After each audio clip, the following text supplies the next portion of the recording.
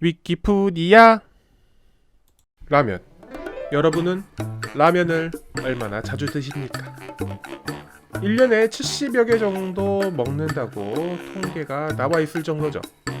그런데 우리가 먹고 있는 이 라면이 어떻게 태어났을까요?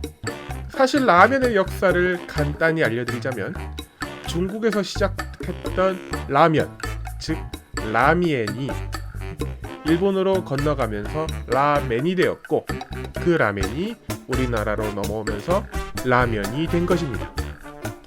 처음엔 중국의 라멘이라는 음식이 일본의 차이나타운에 소개가 됩니다. 그러다가 일본인들의 입맛에 맞춰서 라미엔을 만들게 되었고, 그 라미엔의 이름을 따서 라멘이 된 겁니다. 그러던 와중에 손쉽게 먹을 수 있는 라멘이 없을까 하며 물음표를 던졌던 사람이 있었습니다.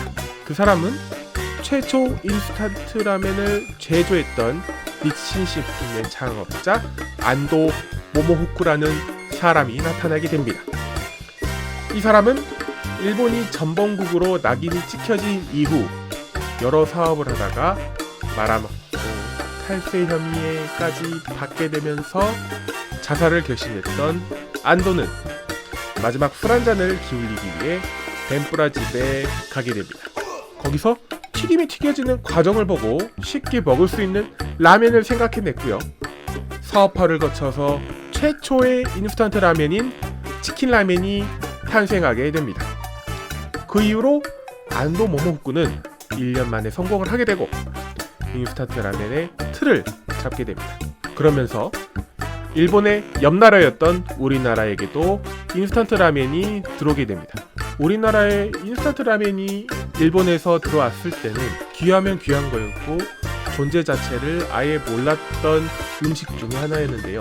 그러다가 그 시대에 식용기름을 만들었던 삼양제유 주식회사의 창업자 고 전중용 회장은 인스턴트 라면을 알게 되었고, 한국전쟁 이후 굶고 있는 국민들을 위해 일본 요조식품에 찾아가 라면 제조 기술을 원조로 받고 우리나라 정부의 지원을 받아 1963년에 우리나라 최초의 인스턴트 라면인 삼양라면을 출시하게 됩니다.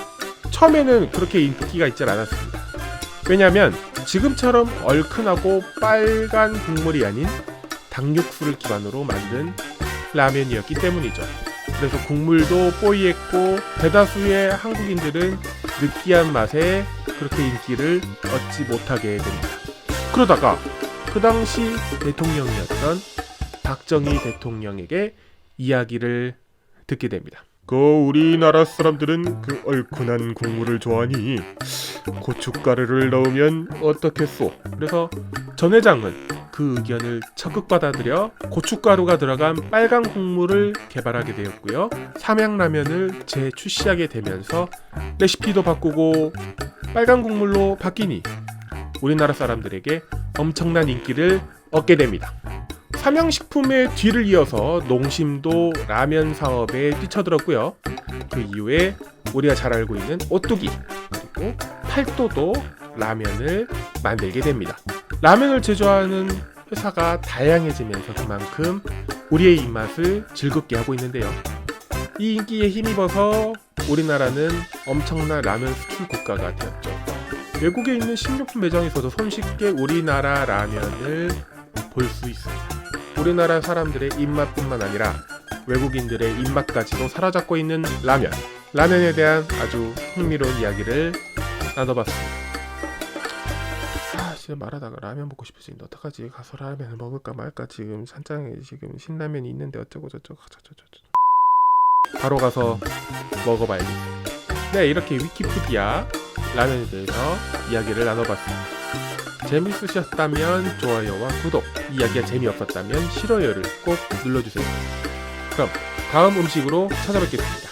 안녕.